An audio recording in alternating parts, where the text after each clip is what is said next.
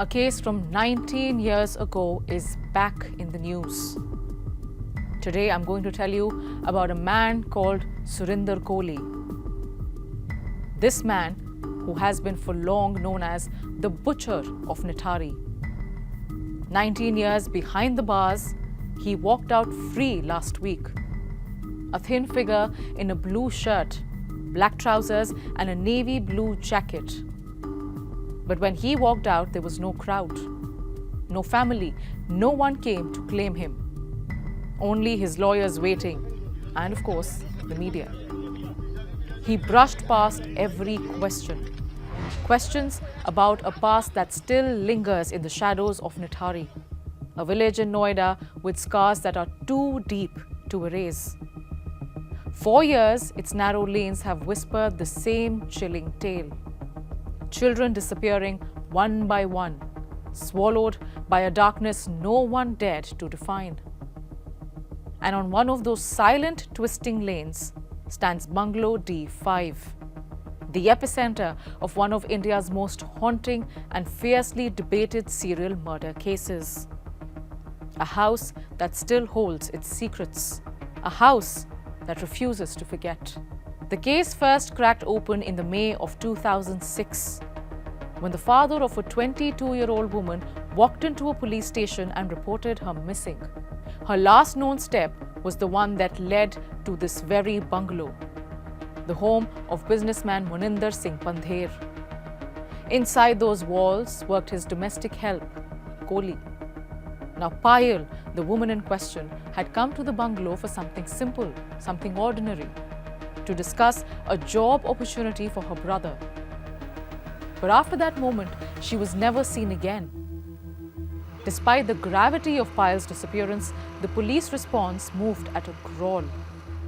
An FIR wasn't filed for 5 long months, and only after her father was forced to seek the court's intervention, investigators began following a trail long ignored. When they did so, they stumbled upon 8 skeletal remains in a roadside drain beside Bungalow D5. Now this discovery sent shockwaves through the country. Within hours, both Koli and Pandher were taken into custody. But the horror did not stop there. In the days that followed, additional bone fragments surfaced in and around the drainage lines, each find widening the scope of a nightmare that the village had been living through for years. The entire country watched in disbelief as Nithari's hidden truth finally came into view. A chilling pattern of disappearances involving children and young women, all of which had been dismissed for far too long. Now, the early investigation by Uttar Pradesh police drew swift and intense criticism. With each passing day, public anger grew, and it was fueled by delays that were so critical that they had allowed the case to slip further into darkness. Under mounting pressure and a nation demanding answers, the probe was finally taken out of local hands. The investigation was then transferred to the CBI, the Central Bureau of Investigation, a move that signaled just how grave the situation had become. Charge sheets began stacking up. There were 16 in total, which covered accusations of murder, abduction, sexual assault, criminal conspiracy, destruction of evidence, and much more. Then, in March 2007, the investigation hit a turning point. Koli confessed. He admitted to taking the lives of 6 children and 1 woman in chilling detail. He told investigators how he lured his victims into the bungalow, how he overpowered them, and how he tried to erase every trace of what had happened inside those walls. He even went further, making disturbing claims of cannibalism, alleging that he had at times consumed parts of their remains. Both Koli and Pandher, who was the co-accused in the Nithari investigations, were initially handed death sentences. It appeared that their fate was sealed.